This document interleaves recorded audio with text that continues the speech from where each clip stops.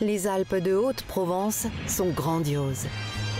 Ici, les montagnes et les vallées sont sculptées par le temps. Le soleil inonde les vastes champs de lavande.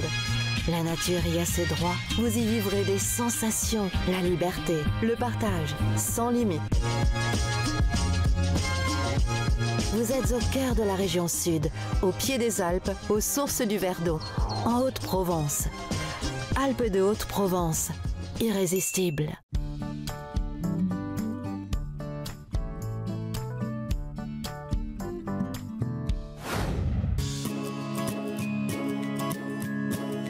Fabrice, merci de nous recevoir ici.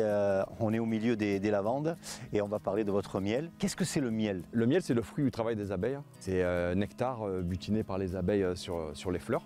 Elles le sèchent, elles ajoutent des enzymes et à la fin, ça devient du miel. Entre l'apiculteur et ses abeilles, c'est une véritable collaboration. Le but de l'apiculteur, c'est vraiment de préserver le travail des abeilles. Celui-là est déjà prêt à être extrait.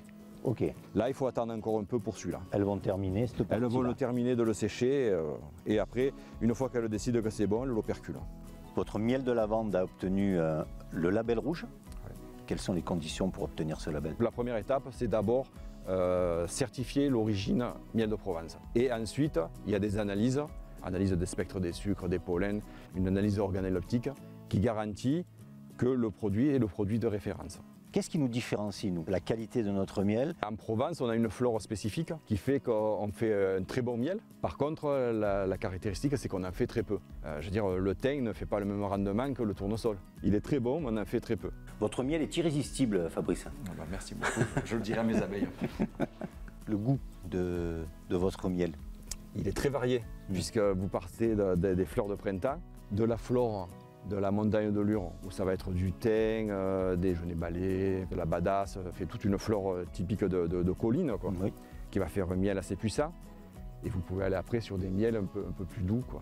Ou sinon, des massifs des morts, un miel très typique, bruyère blanche, assez caramélisé, qui est vraiment un très bon miel aussi. Fabrice, merci pour tout et bonne récolte surtout. Merci à vous et pour la recette. Ah super, on va essayer d'en faire bon usage. Merci. Au revoir. Au revoir.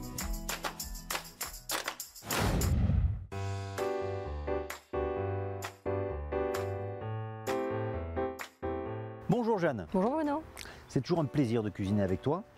Et aujourd'hui, qu'est-ce qu'on va faire? Alors on va faire un bœuf en tataki. On commence par quoi?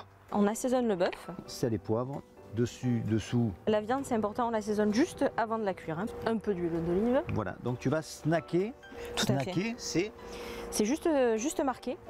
Donc c'était un moyen de conservation qu'ils avaient au Japon, enfin en Asie avant, juste de snacker le tour. Ça permettait de garder la viande plus longtemps. La viande ou poisson surtout. Donc là juste je la pose, j'appuie pas. Hein. Ouais.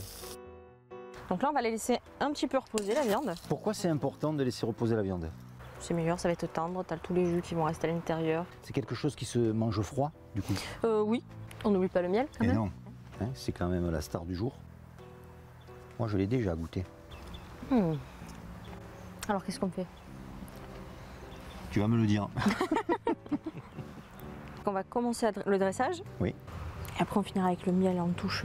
D'accord. À la fin ça va être extra. On va tailler donc les légumes. On a un petit peu d'échalote. Alors là on va concasser donc quelques noisettes et amandes torréfiées juste avant. Là on a un radis. Un radis. Donc là on est sur des fines tranches. C'est ça. Là on a des bébés courgettes. Des petites courgettes. Après on va ajouter un petit peu de jus de citron, un petit peu de vinaigre, de la fleur de sel. Alors je rajoute un peu de poivre et on va quand même mettre un petit peu de piment. Ça apporte pas la même chose. On va ajouter un petit peu d'huile agrume. Aromatisée. Aromatisée tout à fait. D'accord. Et un peu d'huile d'olive bien sûr. Et pour finir, le miel. Goûtons. C'est top ça. T'aimes bien? Ah j'adore. On se dit à très bientôt dans les Toqués du Sud.